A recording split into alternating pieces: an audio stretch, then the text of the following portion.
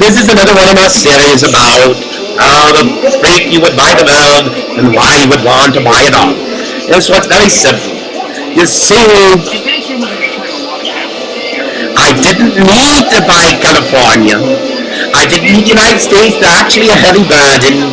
I actually could have got most of their names because I was freaking genetically laid. But the point is not that. We wanted to create a world where everyone won. And I had so much capital in my hand, I could throw away. Well, I thought I had a 50% premium after 6 days or 11 days of brainstorming. But if you ever showed up, I would have told you I had 5 to 9 to 9 with all of my head. How could I get so much audio in my head? Well, for those of you Star Trek fans, imagine a radioactive mind melder who can mind meld across space, time, and read all your faking minds and give you 2 or 3 next moves. Moves that would save yourselves and record your name in history as one of the greatest There are 16 Chevy models with a 5-star. How could you possibly do that? It's very, very simple.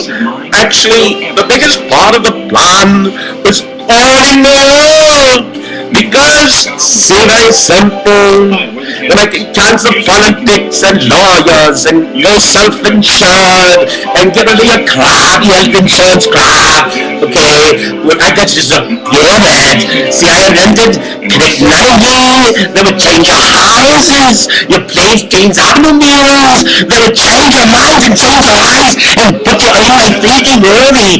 I invented iPhones long ago, real iPhones with computers that look like me, or you might not want me, you could have anybody in Earth, because I'm buying them all and putting in my computer movie, and you could talk to Steve Jobs for 100,000 years, because I want to capture him on my computer and give him a eternal life. But not just him. Once you do it for one guy in a computer, I can capture you all. More than that, I can make natural. I can merge the minds of Bill Gates and Steve Jobs and me and the Google boys. All the minds can be melded into one mind. My mind is your mind. Do you have one? Of course, my movie was so big, I was reinventing all your movies, so I must buy all your movies out, and I could almost own my songs. And of course, your singing stars, don't worry when they set your music free. We'll continue to pay you, and we'll sell your asses as stocks, sort of like my experience years ago when he sold himself as a band. But we're going to create the IPO of Madonna and Bruce Springsteen. We're going to bring back Elvis and John Lennon and Jim Morrison, the dead one, and the live one we let him play too. We put it on the show and play it for hundreds of thousands of years. How do you come to that kind of time?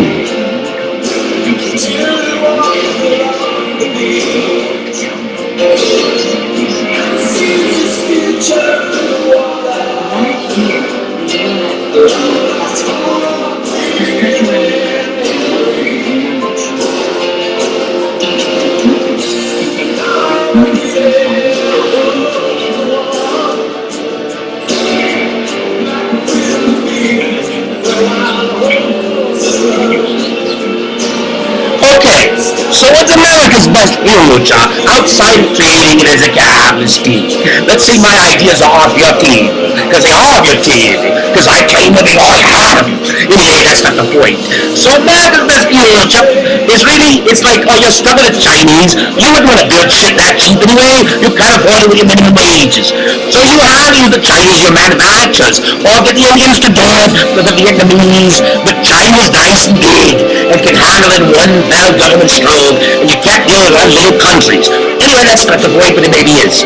The other point is this. Your most best future besides fixing your stove and healthcare conundrum. Your best future is energy independence. Now that doesn't necessarily mean go build oil derricks in Santa Barbara and screw up your beaches because nobody owns those except the state of California or wherever, Massachusetts. Wipe out those beaches. Put windmills in your beautiful oceans. Oh, that's a smart idea. Anyway, the point is not that, or is. The point is this. You have 100 years, 30 years supply of natural gas. You have gas coming out of your freaking ears, and you're fracking it, and you have more coming. You could convert the United States to natural gas in a year. If you will, you will. Oh, but what about the poor coal miners? Was that not enough American oil to make a matter when you drop oil to $20 a barrel? What happens with $20 a barrel? That's the amount of the United States. We might go back to oil. Why go back to gas when you could have $5 a barrel gas? Natural gas, clean money. Oh, but what that? It's just a first step on the way to free energy. Free energy with technology. But don't get ahead of yourselves. You got natural gas that'll last you at least 19 years. So, do the baggy worsted guys that I buy out at the Barbarian's Gate when this time arranges the ideal working girl and a leveraged buyout of every company on earth. Oh, I don't need worsted now. I saved lots of trillions and I got rid of lots of kilos of money and time and criminals. But that's also not the point. Or is it? No, it isn't.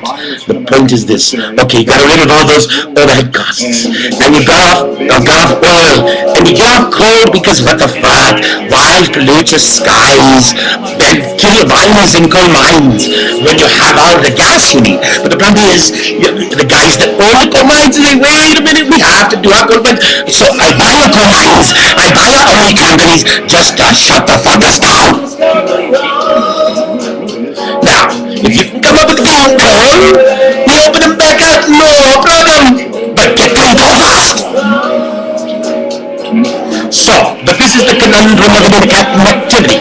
Because when you bring oil down to $20 like it's been many times before, what happens to the Arab nations who have mortgaged their future against the laws of God and oil? You can deny your mortgage. You mortgage your buildings. You debarred yourselves out of your mind. But that's not the point, or is it? Yes, it is. Because here's the thing.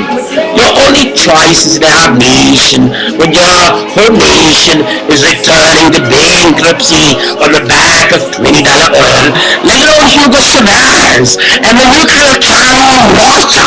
What does Russia do with $20 oil? Well, what are they gonna do with their nukes?